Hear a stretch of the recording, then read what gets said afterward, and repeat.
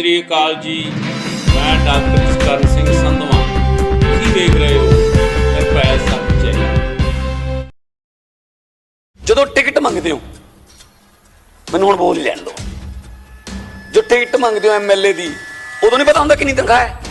ਤੁਸੀਂ ਉਸ ਨੌਕਰੀ ਵਾਸਤੇ ਅਪਲਾਈ ਕਿਉਂ ਕਰਦੇ ਹੋ ਫਿਰ, ਜਿਹਦੀ ਤਨਖਾਹ ਇੰਨੀ ਹੈ? ਜਦੋਂ ਪਤਾ ਹੈ ਕਿ ਐਮਐਲਏ ਬਣਨਾ ਹੈ ਤਾਂ ਫਿਰ ਇੰਨੀ ਤਨਖਾਹ ਹੈ, ਤਾਂ ਫਿਰ ਉਹਦੇ ਵਾਸਤੇ ਮਾਰ ਮਾਰ ਕੇ ਟਿਕਟਾਂ ਵਾਸਤੇ ਕਿਉਂ ਭੱਜਦੇ ਫਿਰਦੇ ਹੁੰਦੇ ਨੇ ਆਪਣੇ ਪ੍ਰਧਾਨਾਂ ਦੇ ਘਰੇ? ਮੈਂ ਰੋਜ਼ ਸੁਣਾਉਂਗਾ, ਮੈਂ ਚੁਣਿਆ ਹੋਇਆ, ਮੈਂ ਸੁਣਾਉਂਗਾ। ਤੁਸੀਂ ਸੁਣਨ ਦੀ ਹੱਥ ਪਾ ਲਓ ਹੁਣ 5 ਸਾਲ 24 ਘੰਟੇ ਤੁਸੀਂ ਧਿਆਨ ਤੁਹਾਡਾ ਲਾਈਵ ਪ੍ਰੋਗਰਾਮ ਵੱਲ ਹੀ ਹੁੰਦਾ। ਜੇ ਜੈਨੂਇਨ ਤੁਹਾਡੇ ਸਾਹਮਣੇ ਗੱਲ ਰੱਖ, ਅਸੀਂ ਕਹਿੰਦੇ ਬੰਦ ਕਰ ਦਿਓ ਜੀ। ਕਾਂਗਰਸ ਨੂੰ ਕੋਈ ਉਮੀਦ ਨਹੀਂ ਰੱਖਣੀ ਚਾਹੀਦੀ ਸਾਡੇ ਤੋਂ। ਲੋਕਾਂ ਨੂੰ ਹੈ, ਪੰਜਾਬ ਦੇ 3 ਕਰੋੜ ਲੋਕਾਂ ਨੂੰ। ਇੱਕ ਮਿੰਟ ਸਰ, ਤੁਹਾਨੂੰ ਜਦੋਂ ਤੁਸੀਂ ਰਾਜ ਸਭਾ ਦੇ ਮੈਂਬਰ ਸੀ ਤਾਂ ਤੁਹਾਨੂੰ ਬਾਅਦ ਤਨਖਾਹ ਮਿਲਦੀ ਸੀ। ਤੁਸੀਂ ਕਿਹਾ ਮੈਂ ਐਮਐਲਏ ਦੀ ਸੇਵਾ ਕਰਨੀ ਹੈ ਪੰਜਾਬ 'ਚ, ਤੁਹਾਨੂੰ ਪਤਾ ਨਹੀਂ ਫਿਰ ਕਿੰਨੀ ਤਨਖਾਹ ਹੈ? ਤੁਸੀਂ ਘੱਟ ਤਨਖਾਹ ਵੱਲ ਕਿਉਂ ਆਏ ਫਿਰ ਟਿਕਟ ਲੈ ਕੇ? ਬਾਜਵਾ ਸਾਹਿਬ ਦੀ ਮੈਂ ਇੱਕ ਇੰਟਰਵਿਊ ਸੁਣੀ ਜਿਹਦੇ ਵਿੱਚ ਕਹਿੰਦੇ ਸੀ ਮੇਰੀ 65 ਸਾਲ ਦੀ ਉਮਰ ਹੋ ਗਈ, ਮੈਂ ਬਹੁਤ ਸਰਵ ਕਰ ਲਿਆ, ਮੈਂ 5 ਚੀਫ ਮਿਨਿਸਟਰਾਂ ਦੇ ਅੰਡਰ ਕੰਮ ਕੀਤਾ, ਕੈਬਨਿਟ ਮਿਨਿਸਟਰ ਵੀ ਰਿਹਾ, ਹੁਣ ਮੈਂ ਪੰਜਾਬ ਦੀ ਸੇਵਾ ਕਰਨੀ ਹੈ। ਇਸ ਵਾਰ ਮੈਂ ਇੱਥੋਂ ਲੜੂੰਗਾ ਆਪਣੀ ਕੰਸਟੀਟਿਊਂਸੀ, ਮੈਂ ਸੇਵਾ ਕਰਨੀ। ਤੇ ਹੁਣ ਇੱਥੇ ਆ ਕੇ ਕਹਿੰਦੇ ਸੇਵਾ ਤਨਖਾਹ ਵਧਾਓ, ਸੇਵਾ ਦੀ। ਸਾਰੇ ਤੁਸੀਂ ਇਹੀ ਗੱਲ ਕਰ ਰਹੇ ਹੋ। ਜਿੰਨੀ ਤਨਖਾਹ ਹੈ ਸਰ ਉਨੀ ਮਿਲੂਗੀ, ਸਰ ਦੋਨਿਓ ਮਿਲੂਗੀ। ਲੋਕ 5-5 ਹਜ਼ਾਰ ਤੇ ਕੰਮ ਕਰ ਰਹੇ ਆ, ਪੰਜਾਬ ਦੇ ਬੇਰੁਜ਼ਗਾਰ ਲੋਕ 5-5 ਹਜ਼ਾਰ ਤੇ ਕੰਮ ਕਰ ਰਹੇ ਆ। ਕਿ ਜਿਹੜਾ ਐਮਐਲਏ ਦਾ ਪ੍ਰੋਟੋਕਾਲ ਆ ਨਾ, ਉਹ ਵੀ ਉੱਥੇ ਲਿਆਂਦਾ ਜਾਵੇ ਜਿੱਥੇ ਸਰਕਾਰ ਦਾ ਸਿਸਟਮ ਕੰਮ ਕਰਦਾ। ਕਿਉਂਕਿ ਫਿਰ ਆਪਾਂ ਪ੍ਰੋਟੋਕਾਲ ਵੀ ਕਾਹਦੇ ਲਈ ਰੱਖਣਾ? ਉਹ ਵੀ ਖਤਮ ਕਰ ਦਿਓ, ਬਿਲਕੁਲ ਖਤਮ ਕਰ ਦਿਓ। ਇਹਦੇ 'ਚ ਕੋਈ ਰੌਲਾ ਨਹੀਂ ਹੈਗਾ। ਸਪੀਕਰ ਸਾਹਿਬ, ਤੁਹਾਡੇ ਮਾਰਫਤ ਮੈਂ ਮੀਤ ਜੀ ਨੂੰ ਔਰ ਚੀਫ ਮਿਨਿਸਟਰ ਸਾਹਿਬ ਨੂੰ ਰਿਕੁਐਸਟ ਕਰਨੀ ਚਾਹੁੰਦਾ, ਕਿਉਂਕਿ ਐਮਐਲਏ ਦਾ ਜਿਹੜਾ ਪ੍ਰੋਟੋਕਾਲ ਹੈ ਉਹ ਚੀਫ ਸੈਕਟਰੀ ਦੇ ਬਰਾਬਰ ਹੈ। ਤੇ ਆਪਾਂ ਕਿਉਂ ਨਾ, ਜਿਹੜੀ ਮੈਂ ਇਸ ਗੱਲ ਨਾਲ ਬਿਲਕੁਲ ਸਹਿਮਤ ਹਾਂ ਕਿ ਇੱਕੋ ਹੀ ਪੈਨਸ਼ਨ ਜਿਹੜੀ ਆ ਉਹ ਮਿਲਣੀ ਚਾਹੀਦੀ ਹੈ ਐਮਐਲਏ ਨੂੰ, but at the same time ਇਹ ਇਨਸ਼ੋਰ ਕਰ ਲਿਓ ਕਿ ਜਿਹੜੀ ਪੇ ਆ ਔਰ ਜਿਹੜੀ ਪੈਨਸ਼ਨ ਆ ਇੱਕ ਟਾਈਮ ਮਿਲਣੀ, ਉਹ ਚੀਫ ਸੈਕਟਰੀ ਜਿਹੜਾ ਰਿਟਾਇਰਡ ਆ ਉਹਦੇ ਬਰਾਬਰ ਹੋਣੀ ਚਾਹੀਦੀ ਆ। ਮੈਨੂੰ ਲੱਗਦਾ ਕਿ ਆਪਾਂ ਇੱਦਾਂ ਵੀ ਨਾ ਕਰੀ ਜਾਈਏ ਵੀ ਹਾਂ ਵੀ ਇਹ ਬਿਲਕੁਲ ਹੀ ਇਹਨੂੰ ਇੱਕ ਯਤੀਮੀ ਵਾਲੇ ਪਾਸੇ ਨੂੰ ਤੋਰੀ ਜਾਈਏ। ਸੋ ਨਹੀਂ, ਮੇਰਾ ਖਿਆਲ ਇਹ ਸਾਰਿਆਂ ਨੂੰ, ਕਿਉਂਕਿ ਜੇ ਅਸੀਂ ਜਾਂ ਤਾਂ ਫਿਰ ਪ੍ਰੋਟੋਕਾਲ ਵੀ ਉੱਥੇ ਕ ਲੈ ਆਓ, ਪ੍ਰੋਟੋਕਾਲ ਨੂੰ ਵੀ ਥੱਲੇ ਲੈ ਆਓ। ਮੈਂ ਨਹੀਂ ਕਹਿੰਦਾ, ਕਿਉਂਕਿ ਜਾਂ ਤਾਂ ਫਿਰ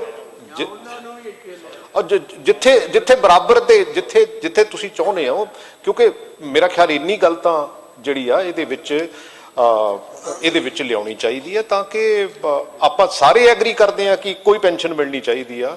ਇਹਦੇ 'ਚ ਕੋਈ 2, 3, 4 ਪੈਨਸ਼ਨਾਂ ਨਹੀਂ ਮਿਲਣੀਆਂ ਚਾਹੀਦੀਆਂ। Thank you. Doctor Sukhwinder Kumar. ਧੰਨਵਾਦ ਸਪੀਕਰ ਸਾਹਿਬ। ਸਰ, ਜਿਹੜਾ ਇਹ ਬਿੱਲ ਲਿਆਂਦਾ ਗਿਆ, ਜੋ ਤੁਸੀਂ ਆਮ ਆਦਮੀ ਪਾਰਟੀ ਨੇ ਵਾਅਦਾ ਕੀਤਾ ਸੀ, ਇਹ ਚੰਗੀ ਗੱਲ ਹੈ ਕਿ ਮੈਂਬਰ ਜਿੰਨੀ ਵਾਰੀ ਮਰਜ਼ੀ ਐਮਐਲਏ ਬਣੇ ਉਹਨੂੰ ਪੈਨਸ਼ਨ ਇੱਕੋ ਮਿਲਣੀ ਚਾਹੀਦੀ ਹੈ।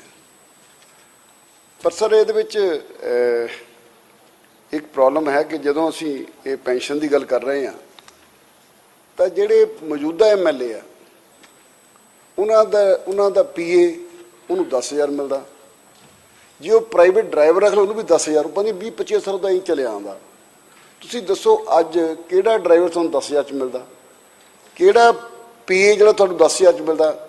ਮੇਰੀ ਇਹ ਬੇਨਤੀ ਹੈ ਕਿ ਉਹਨਾਂ ਦਾ ਵੀ ਤੁਸੀਂ ਜਦੋਂ ਇਹਦੇ ਵਿੱਚ ਸੋਧ ਕਰ ਰਹੇ ਹੋ ਉਹਦੇ ਵਿੱਚ ਵੀ ਉਹਨਾਂ ਨੂੰ ਡੀਏ ਵਗੈਰਾ ਜਾਂ ਜ਼ਰੂਰ ਦਿਓ, ਤਾਂ ਕਿ ਉਹ ਵਿਚਾਰਾ ਗਰੀਬ ਨੂੰ ਵੀ ਕੁਛ ਨਾ ਕੁਛ ਮਿਲਦਾ ਰਹੇ, ਕਿਉਂਕਿ 15-20 ਸਾਲ ਤੋਂ ਇੰਨਾ ਹੀ ਮਿਲ ਰਿਹਾ। ਦੂਸਰੀ ਗੱਲ, ਮੈਂ ਇਹ ਗੱਲ ਜ਼ਰੂਰ ਕਹੂੰਗਾ ਕਿ ਪਿਛਲੀ ਵਿਧਾਨ ਸਭਾ ਦੇ ਵਿੱਚ ਅਸੀਂ ਅੰਡੇਮਾਨ ਨਿਕੋਬਾਰ ਜਾਣਾ ਸੀ। ਉੱਥੇ ਜਦੋਂ ਸਾਰੇ ਮੈਂਬਰਸ ਨੇ ਹਾਂ ਕਰਤੀ, ਹੋਇਆ ਕਿ ਜਦੋਂ ਉਹਨਾਂ ਨੇ ਕਿਹਾ ਵੀ 50,000 ਰੁਪਈਆ ਤੁਸੀਂ ਐਡਵਾਂਸ ਦਿਓ, ਤਾਂ 2 ਮੈਂਬਰ ਇਸ ਕਰਕੇ ਨਹੀਂ ਜਾ ਸਕੇ ਕਿ ਉਹਨਾਂ ਕੋਲ 50,000 ਰੁਪਇਆ ਅਰੇਂਜ ਨਹੀਂ ਹੋ ਸਕਿਆ। ਅੱਜ ਵੀ ਇਸ ਵਿਧਾਨ ਸਭਾ ਦੇ ਵਿੱਚ ਉਹ ਦੋਨੋਂ ਮੈਂਬਰ ਹੈਗੇ ਆ। ਸਰ, ਮੇਰੀ ਸੀਐਮ ਸਾਹਿਬ ਬੇਨਤੀ ਹੈ ਕਿ ਠੀਕ ਹੈ, ਕਿਸੇ ਨੂੰ ਕੋਈ ਜ਼ਰੂਰਤ ਹੁੰਦੀ ਹੈ, ਕਿਸੇ ਨੂੰ ਨਹੀਂ ਜ਼ਰੂਰਤ ਹੁੰਦੀ। ਕੱਲ੍ਹ ਤੁਸੀਂ 2:30 ਵਜੇ ਸੈਸ਼ਨ ਲਾਉਣਾ ਸੀ, ਮੈਂ ਸਵੇਰੇ ਗਿਆ, ਮੈਂ ਆਪਣੀ ਓਪੀਡੀ ਜਾ ਕੇ ਕਰਕੇ 5-7 ਹਜ਼ਾਰ ਰੁਪਇਆ ਕਮਾਇਆ ਅਤੇ ਮੈਂ ਇੱਥੇ ਵਾਪਸ ਫਿਰ ਆ ਗਿਆ। ਪਰ ਕਈ ਐਮਐਲਏ ਇੱਦਾਂ ਦੇ ਆ ਜਿਹੜੇ ਕਹਿੰਦਾ ਜਿਹਨਾਂ ਕੋਈ ਇੱਦਾਂ ਦਾ ਕੰਮ ਨਹੀਂ ਕਿ ਉਹ 2 ਘੰਟੇ 3 ਘੰਟੇ ਲਾ ਕੇ ਪੈਸੇ ਕਮਾ ਸਕਣ। ਆਪਾਂ ਕਿਉਂ ਇਹ ਲੋਕਾਂ 'ਚ ਇੱਦਾਂ ਦਾ ਮੈਸੇਜ ਲੈ ਕੇ ਚਲੇ ਗਏ ਕਿ ਜਿਹੜੇ ਇਹ MLA MP ਚੋਰ ਚੱਕੇ ਜਿਹੇ ਹੀ ਆ। ਔਰ ਉਹਦੇ ਵਿੱਚ ਮੈਂ ਸਮਝਦਾ ਕਿ ਬੜਾ ਵੱਡਾ ਰੋਲ ਜਿਹੜਾ ਆ ਉਹ ਸਾਡਾ ਹੀ ਆ। ਦੇਖੋ ਪਿਛਲੀ ਵਾਰੀ ਜਿਹੜੀ ਤਨਖਾਹ ਆ, ਮੰਨ ਲਓ ਇੱਕ ਮੈਨੂੰ ਦੱਸੋ, ਜਿਹੜਾ ਬੰਦਾ ਤੁਸੀਂ ਸਾਰੇ ਮੈਨੂੰ ਬਹੁਤ ਲੋਕ ਇੱਦਾਂ ਦੇ ਮੈਂ ਉਹਨਾਂ ਨੂੰ ਜਾਣਦਾ ਕਿ ਜਿਨ੍ਹਾਂ ਕੋਲ ਸਿਰਫ ਸਰਕਾਰੀ ਜਿਹੜੀ ਸਿਕਿਉਰਿਟੀ ਗੱਡੀ ਦਿੱਤੀ ਨਾ ਤੁਸੀਂ ਉਹੀ ਆ। ਉਹਨਾਂ ਕੋਲ ਗੱਡੀਆਂ ਨਹੀਂ ਹੈਗੀਆਂ, ਉਹਨਾਂ ਕੋਲ ਆਪਣੇ ਘਰ ਨਹੀਂ ਹੈਗੇ। ਲੋਕਾਂ ਨੂੰ ਇਹ ਲੱਗਦਾ ਕਿ ਵੀ ਜਦੋਂ ਤੁਸੀਂ ਕਿਤੇ ਨਾ MLA ਬਣ ਗਏ, ਲੋਕ ਸੋਚਦੇ ਆ ਕਿ ਤੁਹਾਨੂੰ ਜੀ 1.5-2 ਕਰੋੜ ਰੁਪਈਆ ਉਸੇ ਦਿਨ ਮਿਲ ਜਾਂਦਾ ਤੇ ਤੁਸੀਂ ਆਪਣਾ ਘਰ ਉਸ ਵੇਲੇ ਆਪਣਾ ਮਹਿਲ ਬਣਾ ਲੈਂਦੇ ਹੋ। ਉਸੇ ਦਿਨ ਤੁਹਾਨੂੰ 25-30 ਲੱਖ ਰੁਪਏ ਮਿਲ ਜਾਂਦਾ, ਤੁਸੀਂ ਆਪਣੀ ਗੱਡੀ ਲੈ ਲੈਂਦੇ ਹੋ। ਵੀ ਕਿੰਨੇ ਕੁ MLA ਨੇ ਆਪਣੇ ਘਰ ਬਣਾ ਲਏ ਤੁਸੀਂ? ਚਲੋ ਇਹ ਵਿਚਾਰੇ ਨਵੇਂ ਹਨ, ਪੁਰਾਣੇ ਵੀ ਹੈਗੇ ਆ, ਤੁਸੀਂ ਕਿੰਨੇ ਕੁ ਨੇ ਬਣਾਏ? ਆਪਾਂ ਨਹੀਂ ਪਲੀਜ਼, ਜਿਹੜਾ ਮੈਂ ਇੱਦਾਂ ਨਹੀਂ ਕਹਿੰਦਾ, ਤੁਸੀਂ ਮੈਨੂੰ ਜੇ ਤੁਸੀਂ ਕਹਿਣਾ ਕਹੋ, ਉੱਠ ਕੇ ਖੜੇ ਹੋ, ਕਹੋ ਮੈਂ ਚੋਰ ਹਾਂ। ਮਾਨ ਸਾਹਿਬ ਨੇ ਕਿਹਾ ਸੀ ਕਿ ਪਿਛਲੀ ਵਾਰੀ ਮੈਂ ਹੱਥ ਜੋੜ ਕੇ ਵੋਟਾਂ ਮੰਗੀਆਂ ਸੀਆਂ, ਮੈਂ ਪਿਛਲੀ ਵਾਰੀ ਵੀ ਹੱਥ ਜੋੜ ਕੇ ਨਹੀਂ ਮੰਗੀਆਂ, ਇਸ ਵਾਰੀ ਵੀ ਹੱਥ ਜੋੜ ਕੇ ਨਹੀਂ ਮੰਗੀਆਂ। ਲੋਕ ਜਿਹੜੇ ਪਾਣੀ ਤੁਹਾਨੂੰ ਪਾਏ ਦੇਣੀ, ਜੇ ਲੋਕਾਂ ਨੂੰ ਪਤਾ ਡਾਕਟਰ ਸੁਖੀ ਚੋਰ ਆ ਤਾਂ ਚੋਰ ਆ, ਜੇ ਸਾਦਾ ਲੋਕਾਂ ਨੂੰ ਪਤਾ, ਜਿਹੜੇ ਲੋਕ ਹਲਕੇ ਦੇ ਲੋਕ ਜਾਣਦੇ ਸਾਰਾ ਕੁਝ। ਮੇਰੀ ਗੱਲ ਟੋਕੋ ਨਾ, ਮੈਂ ਇਹ ਗੱਲ ਕਹਿਣਾ ਕਿ ਜਿਹੜੀ ਸਾਡੀ ਉਹਦੇ ਵਿੱਚ ਲਿਖਿਆ ਹੈ ਜੀ, ਪਹਿਲਾ ਹੀ ਪੇਜ ਉਹਦੇ ਵਿੱਚ ਲਿਖਿਆ ਹੁੰਦਾ ਜੀ ਇਹਨਾਂ ਨੂੰ ਇੰਨੇ ਕਰੋੜ ਰੁਪਈਆ ਜਾਂ ਇੰਨੇ ਲੱਖ ਰੁਪਇਆ ਲੋਨ ਮਿਲ ਸਕਦਾ। ਕਿਸੇ ਮੈਂਬਰ ਨੂੰ ਮਿਲਿਆ ਅੱਜ ਤੱਕ? ਉਹ ਕਹਿੰਦੇ ਜੀ ਕਾਰ ਲੈਣ ਲਈ ਤੁਹਾਨੂੰ 20 ਲੱਖ ਦਾ ਲੋਨ ਮਿਲਿਆ, ਕਿਸੇ ਨੂੰ ਮਿਲਿਆ? ਮਾਨ ਸਾਹਿਬ ਇਹ ਮੈਂਬਰ ਨੂੰ ਤਨਖਾਹ ਪਤਾ ਕਿਉਂ ਮਿਲਦੀ ਆ? ਹਰ ਡਿਪਾਰਟਮੈਂਟ, ਬੇਸ਼ੱਕ ਉਹ ਕਿਸੇ ਵੀ ਡਿਪਾਰਟਮੈਂਟ 'ਚ, ਬੇਸ਼ੱਕ ਸਾਡਾ ਚੀਫ ਸੈਕਟਰੀ ਆ, ਬੇਸ਼ੱਕ ਉਹਦਾ ਇਸ ਸਟੇਟ ਦਾ PN ਆ, ਉਹਨੂੰ ਤਨਖਾਹ ਮਿਲ ਜਾਂਦੀ ਹੈ 1 ਤਰੀਕ ਨੂੰ। MLA ਨੂੰ ਕਦੋਂ ਮਿਲਦੀ ਆ? 18 ਨੂੰ, 20 ਨੂੰ, ਐਤਕੀ 30 ਤੱਕ ਨਹੀਂ ਮਿਲੀ, ਅਜੇ ਤੱਕ ਨਹੀਂ ਮਿਲੀ। ਕਿਉਂ ਤੁਸੀਂ ਇਹ ਮਜਬੂਰ ਕਰਦੇ ਹੋ ਕਿ ਅਸੀਂ ਹੇਰਾਫੇਰੀ ਕਰੀਏ? ਕਿਉਂ ਤੁਸੀਂ ਸਾਨੂੰ ਮਜਬੂਰ ਕਰਦੇ ਹੋ? ਅਸੀਂ ਆਪਣੇ ਹਲਕੇ ਦਾ ਕੋਈ ਚੰਗਾ ਜਿਹਾ ਬੰਦਾ ਲਿਆ ਕੇ ਆਪਣੀ ਗੱਡੀ 'ਚ ਉਹ ਸਾਨੂੰ ਰੋਟੀ ਵੀ ਖਿਲਾਵੇ, ਸਾਨੂੰ ਉਹ ਠਹਿਰਨ ਦਾ ਇੰਤਜ਼ਾਮ ਵੀ ਕਰੇ? ਕਿਉਂ ਅਸੀਂ ਇਸ ਸਿਸਟਮ 'ਚ ਪੈਂਦੇ ਹਾਂ? ਜੋ ਵੀ ਦੇਣਾ ਤੁਸੀਂ, ਜੋ ਵੀ ਦੇਣਾ, ਪਰ ਉਹ ਟਾਈਮ 'ਤੇ ਤਾਂ ਦਿਓ। ਔਰ ਮੈਂ ਤੁਹਾਨੂੰ CM ਸਾਹਿਬ ਬੇਨਤੀ ਕਰਦਾ, ਤੁਸੀਂ ਇਕੱਲੇ ਮੈਂਬਰ ਨੂੰ ਬਿਠਾ ਕੇ ਅੰਦਰ ਅੱਜ ਕਿਉਂਕਿ ਮੈਨੂੰ ਜਿਹਨੇ ਨਹੀਂ ਵੋਟ ਪਾਣੀ ਨਾ ਪਵੇ, ਡਾਕਟਰ ਸੁਖੀ ਨੇ ਆ ਗੱਲ ਕਹੀ ਸੀ, ਇਸ ਗੱਲ ਦੀ ਕੋਈ ਚਿੰਤਾ ਨਹੀਂ। ਪਰ ਜੇ ਅਸੀਂ ਗੱਲ ਕਰਾਂਗੇ ਹੀ ਨਹੀਂ, ਅਸੀਂ ਆਪਣੇ ਆਪ ਨੂੰ ਚੋਰ ਚੱਕੇ ਕਹੀ ਜਾਂਦੇ ਹਾਂ। ਕਦੀ ਕੋਈ ਦੇਖਿਆ ਕੋਈ ਅਫਸਰ ਕਿਸੇ ਨੂੰ ਦੂਜੇ ਅਫਸਰ ਨੂੰ ਕਹਿੰਦਾ ਵੀ ਚੋਰ ਚੱਕਾ? ਸੋ ਮੇਰੀ ਬੇਨਤੀ ਆ, ਹੱਥ ਬੰਨ੍ਹ ਕੇ ਬੇਨਤੀ ਆ, ਇੰਨਾ ਨਾ ਗਰਾਓ ਸਾਨੂੰ। ਜੇ ਅਸੀਂ ਮਾੜੇ ਹੋਵਾਂਗੇ ਤਾਂ ਲੋਕਾਂ ਨੇ ਸਾਨੂੰ ਨਕਾਰ ਦੇਣਾ। ਪਹਿਲਾਂ ਜ਼ਿਆਦਾ ਸੀ, ਅੱਜ ਇੱਧਰ ਬੈਠ ਗਏ, ਹੋ ਸਕਦਾ ਤੁਹਾਡੇ ਵਿੱਚ ਵੀ ਅਗਲੀ ਵਾਰ ਤੁਸੀਂ ਇੱਧਰ ਬੈਠੇ ਹੋਵੋ। ਇਹ ਸਮਾਂ ਆਉਂਦਾ ਜਾਂਦਾ ਰਹਿਣਾ, ਪਰ ਇੱਕ MLA ਦਾ ਕੁਛ ਤਾਂ ਕੋਈ ਉਹਦੀ ਰਿਸਪੈਕਟ ਹੋਵੇ। ਤੁਸੀਂ ਕਹਿੰਦਾ ਮਤਲਬ ਮੈਨੂੰ 30 ਤਰੀਕ ਕਿਸੇ ਨੂੰ ਮਿਲ ਗਈ ਜੀ ਪਈ, ਅੱਜ ਤੁਸੀਂ ਦੱਸੋ ਕਿਸੇ ਨੂੰ ਮਿਲ ਗਈ? ਕਿਸੇ ਨੂੰ ਨਹੀਂ ਮਿਲੀ। ਕਹਿੰਦਾ ਦੇਖੋ ਇਹ ਕੋਈ ਇੱਕ ਸਿਸਟਮ ਜਿਹਾ ਜ਼ਰੂਰ ਲਾਗੂ ਕਰੋ। ਔਰ ਮੈਂ ਤੁਹਾਨੂੰ ਇੱਕ ਨੁਕਸਾਨ ਦੱਸਦਾ ਵੀ ਉਹ 50,000 ਦੇ ਨਹੀਂ ਸਕੇ। ਔਰ ਇਸੇ ਤਰ੍ਹਾਂ ਅਸੀਂ ਰਾਜਸਥਾਨ ਗਏ ਸੀ, ਉੱਥੇ ਹੋਇਆ ਕਿ ਅਸੀਂ ਇੱਕ ਭੈਣ ਜੀ ਸ਼ਾਇਦ ਨਾਲ ਸੀਗੇ ਸਾਡੇ, ਉੱਥੇ ਇੱਕ ਮਿਲਕ ਜਿਹੜੀ ਬੈਂਕ ਵਾ, ਉੱਥੇ ਕੀ ਹੈ, ਇੱਕ ਮਾਂ ਜਿਹਦਾ ਬੱਚਾ ਉਹਨਾਂ ਦੁੱਧ ਨਹੀਂ ਚੁੰਘਦਾ, ਉਹ ਆਪਣਾ ਜਾਂਦੀ ਆ, ਉਹ ਆਪਣਾ ਮਿਲਕ ਡੋਨੇਟ ਕਰਦੀ ਆ। ਔਰ ਦੂਸਰੀ ਮਾਂ ਜਿਹਨੂੰ ਦੁੱਧ ਨਹੀਂ ਨਿਕਲਦਾ, ਉਹ ਉੱਥੋਂ ਉਸ ਮਿਲਕ ਬੈਂਕ ਤੋਂ ਵਾਪਸ ਲੈ ਕੇ ਆਉਂਦੀ ਆ। ਔਰ ਸਾਡੇ ਪੰਜਾਬ 'ਚ ਨਹੀਂ ਹੈਗੀ ਇਹ। ਉਹਦੇ ਨਾਲ ਹੁੰਦਾ ਕੀ ਆ, ਜਿਹੜਾ ਅਸੀਂ ਜਾਤ ਪਾਤ ਦੇ ਚੱਕਰਾਂ 'ਚ ਪਿਓ ਆ, ਇਹ ਫਲਾਨਾ ਇਹ ਉੱਚੀ ਜਾਤ ਦਾ, ਇਹ ਨੀਵੀਂ ਜਾਤ ਦਾ, ਪਰ ਜਦੋਂ ਜਿਹੜੀ ਮਾਂ ਆ ਨਾ, ਉਹ ਦੁੱਧ ਲੈਣ ਲਈ ਖੜੀ ਆਪਣੇ ਬੱਚੇ ਲਈ ਨਾ, ਉਹ ਜਾਤ ਪਾਤ ਨਹੀਂ ਪੁੱਛਦੀ, ਨਹੀਂ ਵੀ ਕਿਹੜੀ ਮਾਂ ਦਾ ਆ, ਕਿਹੜੀ ਜਾਤ ਦੀ ਸੀ। ਜੇ ਉਹ MLA ਜਾਂਦੇ ਉੱਥੇ, ਜਿਹੜੇ ਪੈਸੇ ਕੋਲੋਂ ਰਹਿ ਗਏ, ਮੈਂ ਸਮਝਦਾ ਕਿ ਫਿਰ ਅਸੀਂ ਵੀ ਪੰਜਾਬ ਜਾ ਕੇ ਗੱਲ ਰੱਖਦੇ ਕਿ ਸਾਡੇ ਪੰਜਾਬ ਜਿਹੜੀ ਗੁਰੂਆਂ ਪੀਰਾਂ ਦੀ ਧਰਤੀ ਆ, ਇੱਥੇ ਵੀ ਮਿਲਕ ਬੈਂਕ ਹੋਣੀ ਚਾਹੀਦੀ ਆ। ਅਸੀਂ ਇੰਨੇ ਐਡਵਾਂਸ ਆ, ਰਾਜਸਥਾਨ ਬਹੁਤ, ਚਿਤੌੜਗੜ੍ਹ ਬਹੁਤ ਪਿੱਛੇ ਆ ਸਾਤੋਂ, ਉੱਥੇ ਮਿਲਕ ਬੈਂਕ ਹੈ। ਸਾਡੇ ਜਿੱਥੇ ਗੁਰੂਆਂ ਕਹਿੰਦੇ ਇੱਥੇ ਜਾਤ ਪਾਤ ਹੈ ਹੀ ਨਹੀਂ, ਅਸੀਂ ਅੱਜ ਤੱਕ ਮਿਲਕ ਬੈਂਕ ਨਹੀਂ ਬਣਾ ਸਕੇ। ਉਹਦਾ ਨੁਕਸਾਨ ਕਿਉਂ ਹੋਇਆ CM ਸਾਹਿਬ? ਉਹ ਇਸ ਕਰਕੇ ਨੁਕਸਾਨ ਹੋਇਆ ਕਿ ਉੱਥੇ 3 ਕੇ MLA ਜਾ ਸਕੇ, ਬਾਕੀ ਵਿਚਾਰੇ ਇੱਥੇ ਰਹਿ ਗਏ, ਉਹਨਾਂ ਨੂੰ ਪੈਸੇ ਹੀ ਨਹੀਂ ਸੀ ਜਾਣ ਲਈ।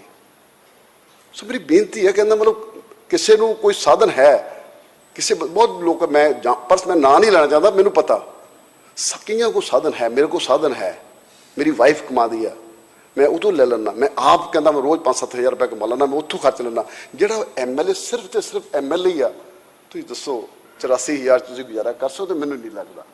ਸੋ ਬੇਨਤੀ ਹੈ ਜੀ, ਬਦਨਾਮ ਜਿਹਨੇ ਮਰਜ਼ੀ ਕਰੀ ਜਾਓ, ਸਾਰਿਆਂ ਦੀ ਰਾਏ ਲੈ ਲਓ, ਉਹਨੂੰ ਦੇਖ ਕੇ 2-2 ਮਿੰਟ ਦੇ ਦਿਓ, ਤਾਂ ਕਿ ਕੋਈ ਗੱਲ ਬਣ ਸਕੇ। ਨਹੀਂ ਚੋਰ ਚੱਕੇ ਤਾਂ ਸਾਨੂੰ ਕਹੀ ਜਾਣਾ, ਜਿਹਨੇ ਕਹਿਣਾ ਕਹੀ ਜਾਵੇ। ਬਾਕੀ ਅਸੀਂ ਤਾਂ ਫਿਰ ਇੱਕ ਵਾਰੀ ਬੇਨਤੀ ਕਰਦੇ ਹਾਂ, ਇਸ ਤੇ ਵਿਚਾਰ ਜ਼ਰੂਰ ਕਰੋ। ਬਾਜਵਾ ਜੀ। ਸੋ ਮੈਂ ਵਿਸ਼ੇਸ਼ ਤੌਰ ਇਸ ਗੱਲ ਤੇ ਮੈਂ ਤੇ ਉੱਠਣਾ ਨਹੀਂ ਸੀ, ਪਰ ਸਾਹਿਬ ਪ੍ਰਗਟ ਸਿੰਘ ਨੇ ਤੇ ਡਾਕਟਰ ਸੁਖੀ ਜੀ ਨੇ ਜਿਹੜੀ ਗੱਲ ਕਹੀ ਹੈ ਇਹ ਬਹੁਤ ਜ਼ਰੂਰੀ ਹੈ। ਇਹ ਰੂਲਿੰਗ ਕਲਾਸ ਹੀ ਇੱਕ ਦੂਜੇ ਦੀਆਂ ਪੱਗਾਂ ਲਾਹਣ ਤੇ ਦਸਤਾਰਾਂ ਲਾਹਣ ਤੇ ਹੋਈ ਹੈ। ਕਿਰਪਾ ਕਰਕੇ ਜਿਹੜਾ ਤੇ ਕੋਈ ਬੇਈਮਾਨ ਹੈ ਠੱਗ ਉਹਨੂੰ ਜ਼ਰੂਰ ਫੜੋ, ਅਸੀਂ ਵੀ ਤੁਹਾਡੇ ਨਾਲ, ਪਰ ਸਾਰਿਆਂ ਨੂੰ ਆਪਾਂ ਵਾਰੀ-ਵਾਰੀ ਇਹ ਕੰਮ 'ਚ ਨਾ ਉਲਝਾਈਏ। ਆ ਜਿਹੜੀ ਗੱਲ ਕਹੀ ਬਹੁਤ ਜੈਨੂਇਨ ਹੈ। ਤੁਸੀਂ ਦਿੱਲੀ 'ਚ ਵੀ ਕੱਲ੍ਹ ਹੀ ਅਜੇ ਤੁਹਾਡੀਆਂ ਤਨਖਾਹਾਂ ਤੁਹਾਡੀ ਗਵਰਨਮੈਂਟ ਨੇ ਵਧਾਈਆਂ, ਕੱਲ੍ਹ ਹੀ ਦਿੱਲੀ 'ਚ ਹੋਇਆ। ਤੁਸੀਂ ਇੱਥੇ ਜੋ ਵੀ ਜੈਨੂਇਨ ਬਣਦਾ ਐਂਡ ਪੈਨਸ਼ਨ ਜੈਨੂਇਨ ਬਣਦੀਆਂ ਨੇ, ਆਪਾਂ ਨੂੰ ਸਗੋਂ ਵੀ should pay them well so that ਇਸ ਕੰਮ ਵੱਲ ਕਿਸੇ ਦਾ ਧਿਆਨ ਹੀ ਨਾ ਹੋ ਸਕੇ। ਜੇ ਆਪਾਂ ਅੰਡਰ ਪੇ ਕਰਾਂਗੇ ਫਿਰ ਜਿੰਨੀ ਮਰਜ਼ੀ ਕੋਸ਼ਿਸ਼ ਕਰ ਲਿਓ ਭਗਵੰਤ ਮਾਨ ਜੀ, ਫਿਰ ਇਹ ਕੰਮ ਕਿਸੇ ਨਾ ਕਿਸੇ ਦੀ ਜੇਬ ਵੱਲ ਹੱਥ ਤੁਰ ਹੀ ਪੈਣਾ। ਤੋ ਕਿਰਪਾ ਕਰਕੇ ਮੇਰੀ ਬੇਨਤੀ ਇਹ ਹੈ ਕਿ ਇਹ ਪ੍ਰਗਟ ਸਿੰਘ ਲੈ ਆਏ ਨੇ, ਬਹੁਤ ਚੰਗਾ ਕੀਤਾ। ਡਾਕਟਰ ਸੁਖੀ ਜੀ ਨੇ ਜਿਹੜੀ ਗੱਲ ਕਹੀ ਸਾਨੂੰ ਤਸਲੀਮ ਕਰਨੀ ਚਾਹੀਦੀ ਹੈ। Let us not force our colleagues into something else. ਬਹੁਤ ਸਾਰੇ ਨੇਕ ਨੀਤੀ ਨਾਲ ਕੰਮ ਕਰਨਾ ਚਾਹੁੰਦੇ, ਤੁਸੀਂ ਵੀ ਚੰਗੇ ਹੋ, ਚੰਗੀ ਤੁਸੀਂ ਪਾਲਿਸੀ ਅਡਾਪਟ ਕਰਨਾ ਚਾਹੁੰਦੇ ਹੋ। ਸੋ ਲੈਟ ਅਸ ਨਾਟ ਆਪਣੇ ਆਪ ਹੀ ਆਪਾਂ ਇਹਨਾਂ ਦਾ ਜੋ ਬਣਦਾ ਹੱਕ ਹੈ, ਹੁਣ ਚੀਫ ਸੈਕਟਰੀ ਸਾਹਿਬ ਬੈਠੇ ਨੇ, ਜੇ ਸਾਡਾ ਪ੍ਰੋਟੋਕੋਲ ਇਹਨਾਂ ਤੋਂ ਉੱਤੇ ਹੈ ਤਾਂ ਦੈਨ ਓਬਵੀਅਸਲੀ ਸਾਡੀਆਂ ਪੈਨਸ਼ਨਸ ਸ਼ੁੱਡ ਐਟ ਲੀਸਟ, ਜੇ ਉੱਤੇ ਨਹੀਂ ਨੇ ਤਾਂ ਪਾਰ ਹੋਣੀਆਂ ਚਾਹੀਦੀਆਂ। ਕੋਈ ਗੁਨਾਹ ਥੋੜਾ ਕਿ ਜੇ ਅਸੀਂ ਐਮਐਲਏ ਬਣ ਗਏ। ਤੋ ਇਸ ਗੱਲ ਕਰ ਮੈਂ ਰਿਕੁਐਸਟ ਕਰਾਂਗਾ ਕਿ ਇਹਦੇ ਵੱਲ ਥੋੜਾ ਜਿਹਾ ਆਪ ਧਿਆਨ ਪਲੀਜ਼ ਦਿਓ ਜੀ। ਮਾਨਯੋਗ ਮੁੱਖ ਮੰਤਰੀ ਜੀ। ਬਾਜਵਾ ਸਾਹਿਬ, ਡਾਕਟਰ ਸਾਹਿਬ, ਪ੍ਰਗਟ ਜੀ, ਤੁਸੀਂ ਮਾਮਲਾ ਉਠਾਇਆ ਪੈਨਸ਼ਨਾਂ ਦਾ। ਅਸੀਂ ਤਨਖਾਹਾਂ ਨਹੀਂ ਘਟਾ ਰਹੇ, ਨਾ ਹੀ ਬੰਦ ਕਰ ਰਹੇ ਹਾਂ। ਤਨਖਾਹਾਂ ਜਦੋਂ ਤੱਕ ਲੋਕ ਤੁਹਾਨੂੰ ਚੁਣਨਗੇ ਉਹ ਮਿਲਣਗੇ, ਭੱਤੇ ਮਿਲਣਗੇ, ਹਲਕੇ ਦੇ ਭੱਤੇ ਨੇ ਉਹ ਮਿਲਦੇ ਨੇ। ਮੈਂ MP ਰਿਹਾ, ਬੇਸਿਕ ਪੇ 50,000 ਸੀ, ਬਾਕੀ ਭੱਤੇ ਮਿਲਦੇ ਸੀ। ਪਰ ਤੁਸੀਂ ਜੇ ਕੰਪੇਅਰ ਕਰੋਗੇ ਕਿ ਚੀਫ ਸੈਕਟਰੀ ਲੈਵਲ ਹੈ ਸਾਡਾ ਜਾਂ EMPLOYEES ਨਾਲ, EMPLOYEES ਜੇ 20 ਸਾਲ ਨੌਕਰੀ ਕਰੂਗਾ ਤਾਂ ਉਹਨੂੰ ਪੈਨਸ਼ਨ ਮਿਲਦੀ ਹੈ ਸਰ। ਜੇ 20 ਤੋਂ ਘੱਟ ਕਰੂਗਾ ਉਹਨੂੰ ਪੈਨਸ਼ਨ ਨਹੀਂ ਮਿਲਦੀ। ਤੇ ਫਿਰ MLA ਤਾਂ 5 ਸਾਲ ਬਣ ਗਿਆ, ਤੇ ਫਿਰ ਤੁਸੀਂ ਚੀਫ ਸੈਕਟਰੀ ਦਾ ਲੈਵਲ ਲੈ ਲਿਆ ਸਾਰੀ ਉਮਰ ਵਾਸਤੇ। ਕੋਈ ਬੰਦਾ 27 ਸਾਲ ਦਾ MLA ਬਣ ਗਿਆ, 32 ਸਾਲ ਦਾ ਉਹ ਹੋ ਗਿਆ, 32 ਸਾਲ ਤੋਂ ਬਾਅਦ ਉਹਨੂੰ ਅਗਲੀ ਵਾਰ ਟਿਕਟ ਨਹੀਂ ਮਿਲੀ, ਤਾਂ 32 ਸਾਲ ਤੋਂ ਬਾਅਦ ਉਹ ਸਾਰੀ ਉਮਰ ਲਈ ਮਤਲਬ EMPLOYEES ਦੇ ਬਰਾਬਰ ਦਾ ਕਿਵੇਂ ਲੈ ਸਕਦਾ ਸਰ ਬਾਜਵਾ ਸਾਹਿਬ? ਨਹੀਂ ਇੱਕ minute sir, let me speak sir. ਨਹੀਂ ਫਿਰ ਅਗਨੀਵੀਰ ਤਾਂ ਉਹਨਾਂ ਨੂੰ ਪੁੱਛ ਲਓ, ਅਗਨੀਵੀਰ ਵਾਲੇ ਬੈਠੇ ਨੇ। ਅਸੀਂ ਤੁਹਾਨੂੰ ਇਹ ਕਹਿੰਦੇ ਨਹੀਂ, ਇੱਕ ਮਿੰਟ ਸਰ ਬਾਜਵਾ ਸਾਹਿਬ ਬੈਠੋ ਬਾਜਵਾ ਸਾਹਿਬ, ਇੱਕ CM ਸਾਹਿਬ ਨਾਲ ਗੱਲ ਕਰਦੇ ਬਾਅਦ ਚ ਕਰ ਲਿਓ। ਬਾਜਵਾ ਸਾਹਿਬ, ਜਦੋਂ ਟਿਕਟ ਮੰਗਦੇ ਹੋ, ਮੈਨੂੰ ਹੁਣ ਬੋਲ ਹੀ ਲੈਣ ਦਿਓ। ਜੋ ਟਿਕਟ ਮੰਗਦੇ ਹੋ MLA ਦੀ, ਉਦੋਂ ਨਹੀਂ ਪਤਾ ਹੁੰਦਾ ਕਿੰਨੀ ਤਨਖਾਹ ਹੈ। ਤੁਸੀਂ ਉਸ ਨੌਕਰੀ ਵਾਸਤੇ ਅਪਲਾਈ ਕਿਉਂ ਕਰਦੇ ਹੋ ਫਿਰ ਜਿਹਦੀ ਤਨਖਾਹ ਇੰਨੀ ਹੈ? ਮੈਂ ਇੱਕ ਮਿੰਟ ਜਦੋਂ ਮੈਨੂੰ ਪਤਾ ਹੈ ਕਿ sir please let me speak sir.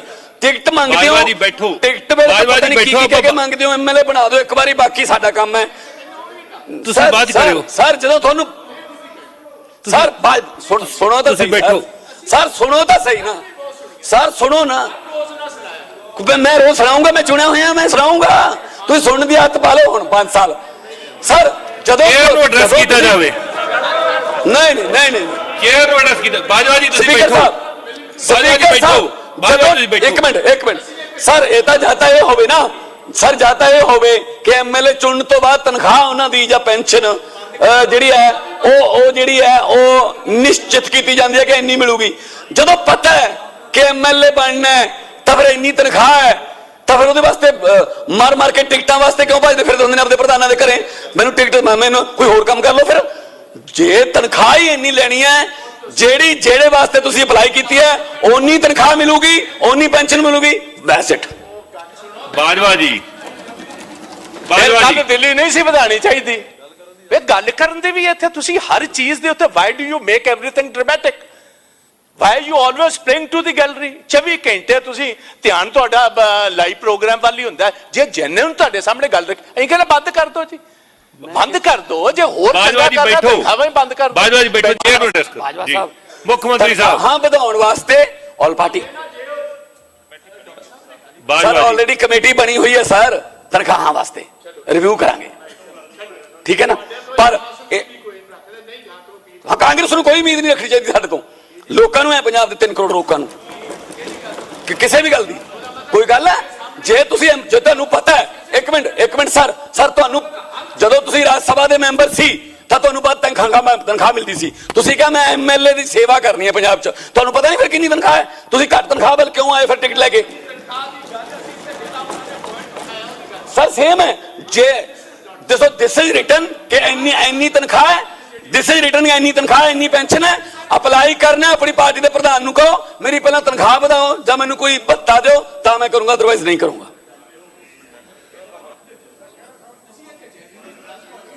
Doctor सुखी मंत्री जी को कहना चाहते हैं, एक मिनट। चीमा जी को कहना चाहते हैं। मैं बैठो सारे बैठो मैंबर बैठो साहबान सरदार ਨੂੰ- प्रगट सिंह जी ਇੱਕ ਮਿੰਟ, बैठो ਇੱਕ ਮਿੰਟ, ਮੈਂ ਇਹਨੂੰ ਕਲੀਅਰ ਕਰ ਦਾਂ ਦੋ। बैठो बैठो बैठो ਆਲਰੇਡੀ ਮੈਂ ਸਾਰੇ ਮੈਂਬਰ ਸਾਹਿਬਾਨ ਨੂੰ ਬੇਨਤੀ ਕਰਦਾ ਕਿ ਜਿਨ੍ਹਾਂ ਨੇ ਆਪਣੀ ਤਨਖਾਹ ਦੇ ਸੰਬੰਧ ਚ ਗੱਲ ਕਰਨੀ ਆ, ਆਲਰੇਡੀ ਜਿਹੜੀ ਕਮੇਟੀ ਆ ਆਲਰੇਡੀ ਭਾਈ ਪਲੀਜ਼ ਇੱਕ ਮਿੰਟ ਸੁਣ ਲਓ। ਹੁਣ ਤੁਸੀਂ ਸੁਣ ਨਹੀਂ ਸਕਦੇ। ਕਮੇਟੀ ਬਣੀ ਹੋਈ ਆ, ਉਸ ਕਮੇਟੀ 'ਚ ਤੁਸੀਂ ਆਪਦਾ ਮੁੱਦਾ ਰੱਖ ਸਕਦੇ ਹੋ। ਮਾਨਯੋਗ ਸਪੀਕਰ ਸਾਹਿਬ ਉਹਦੇ ਚੇਅਰਮੈਨ ਨੇਗੇ ਔਰ ਤੁਹਾਡੇ ਵੀ ਮੈਂਬਰ ਉਹਦੇ ਮੈਂਬਰ ਨੇਗੇ ਔਰ ਸਾਡੇ ਸਰਕਾਰ ਦੇ ਵੀ ਹੁੰਦੇ ਨੇਗੇ। ਸੋ ਤੁਸੀਂ ਉੱਥੇ ਤੁਸੀਂ ਆਪਣੀ ਗੱਲ ਰੱਖ ਸਕਦੇ ਹੋ। ਇਹ ਜਿਹੜਾ ਹੈਗਾ ਸਿਰਫ ਪੈਨਸ਼ਨ ਦਾ ਹੈਗਾ। ਤਨਖਾਹ ਵਧਾਉਣ ਵਾਲੇ ਮੁੱਦੇ ਤੇ ਇੱਕ ਮਿੰਟ ਮੈਨੂੰ ਕਲੀਅਰ ਕਰ ਲਓ। ਆਲਰੇਡੀ ਜਿਹੜੀ ਹੈਗੀ ਆ ਮਾਨਯੋਗ ਸਪੀਕਰ ਸਾਹਿਬ ਦੀ ਅਗਵਾਈ 'ਚ ਪਹਿਲਾਂ ਇੱਕ ਕਮੇਟੀ ਚੱਲ ਰਹੀ ਆ, ਉਹ ਕੋਈ ਉਹਦੇ ਫਾਈਨਲ ਨਹੀਂ ਕੀਤਾ। ਜੇ ਤੁਹਾਨੂੰ ਲੱਗਦਾ ਤੁਸੀਂ ਆਪਣੀ ਗੱਲ ਲਿਖਤੀ ਤੌਰ ਤੇ ਦੇ ਦਿਓ, ਜਿਹਨੂੰ ਵਧਾਉਣੀ ਚਾਹੁੰਦੇ ਗੱਲ ਖਤਮ ਕਰੋ। मानयोग मुख्यमंत्री जी मुख्यमंत्री साहब ਸਰ ਬਾਜਵਾ ਸਾਹਿਬ ਦੀ ਮੈਂ ਇੱਕ ਇੰਟਰਵਿਊ ਸੁਣੀ, ਬਾਜਵਾ ਸਾਹਿਬ ਦੀ ਮੈਂ ਇੱਕ ਇੰਟਰਵਿਊ ਸੁਣੀ ਜਿਹਦੇ ਵਿੱਚ ਕਹਿੰਦੇ ਸੀ ਮੇਰੀ 65 ਸਾਲ ਦੀ ਉਮਰ ਹੋ ਗਈ, ਮੈਂ ਬਹੁਤ ਸਰਵ ਕਰ ਲਿਆ, ਮੈਂ 5 ਚੀਫ ਮਿਨਿਸਟਰਾਂ ਦੇ ਅੰਡਰ ਕੰਮ ਕੀਤਾ, ਕੈਬਨਿਟ ਮਿਨਿਸਟਰ ਵੀ ਰਿਹਾ, ਹੁਣ ਮੈਂ ਪੰਜਾਬ ਦੀ ਸੇਵਾ ਕਰਨੀ ਹੈ। ਇਸ ਵਾਰ ਮੈਂ ਇੱਥੋਂ ਲੜੂੰਗਾ ਆਪਣੀ ਕੰਸਟੀਟਿਊਂਸੀ, ਮੈਂ ਸੇਵਾ ਕਰਨੀ ਹੈ। ਤੇ ਹੁਣ ਇੱਥੇ ਆ ਕੇ ਕਹਿੰਦੇ ਸੇਵਾ ਤਨਖਾਹ ਵਧਾਓ, ਸੇਵਾ ਦੀ ਪੈਨਸ਼ਨ ਦਿਓ, ਸੇਵਾ ਦੀ ਆ ਕਰੋ। ਸਰ ਇਹ ਤਾਂ ਨਾ ਕਰੋ ਨਾ। ਤੁਹਾਨੂੰ ਪਤਾ ਸੀ ਨਾ, ਤੁਸੀਂ ਰਾਜ ਸਭਾ ਛੱਡ ਕੇ ਆਏ ਹੋ ਤੇ ਤੁਹਾਨੂੰ ਪਤਾ ਸੀ ਕਿ ਐਮਐਲਏ ਬਣਨਾ ਹੈ, ਇੰਨੀ ਤਨਖਾਹ ਹੈ, ਤੁਸੀਂ ਕਿਉਂ ਅਪਲਾਈ ਕੀਤਾ ਫਿਰ? बाजवा जी ਸਾਰੇ ਤੁਸੀਂ ਇਹੀ ਗੱਲ ਕਰ ਰਹੇ ਹੋ। ਜਿੰਨੀ ਤਨਖਾਹ ਹੈ ਸਰ ਉਨੀ ਮਿਲੂਗੀ, ਸਰ ਦੋਨਿਓ ਮਿਲੂਗੀ। ਲੋਕ 5-5 ਹਜ਼ਾਰ ਤੇ ਕੰਮ ਕਰ ਰਹੇ ਆ, ਪੰਜਾਬ ਦੇ ਬੇਰੁਜ਼ਗਾਰ ਲੋਕ ਚਲੋ 5-5 ਆਪਾਂ ਹਜ਼ਾਰ ਅੱਗੇ ਤੇ ਕੰਮ ਚੱਲੀਏ। ਕਰ ਰਹੇ ਆ, ਫਿਰ ਵੀ ਘਰੇ ਰੋਟੀ ਪੱਕਦੀ ਹੈ। ਸੋ ਇਹ ਨਾ ਕਰੋ। आप आगे चलिए। डॉक्टर सुखविंदर कुमार सुखी जी ਇੱਕ ਮਿੰਟ ਸਰ, सुखी जी बैठो। बाजवा जी बैठो बैठो। प्रगट सिंह जी बैठो।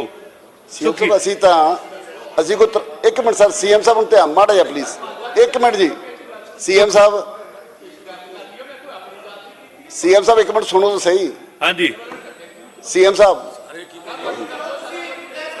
ਢੱਠੇ ਖੂਦ ਜਿਹੜੇ ਸ਼ਬਦ ਚੇਅਰ ਦੀ ਇਜਾਜ਼ਤ ਤੋਂ ਬਿਨਾਂ ਕਹੇ ਜਾ ਰਹੇ ਨੇ ਉਹ ਰਿਕਾਰਡ ਨਾ ਕੀਤੇ ਜਾਣ। ਚੈਨਲ ਨਿਰਭੈ ਸੱਚ ਨੂੰ YouTube ਤੇ ਸਬਸਕ੍ਰਾਈਬ ਕਰੋ,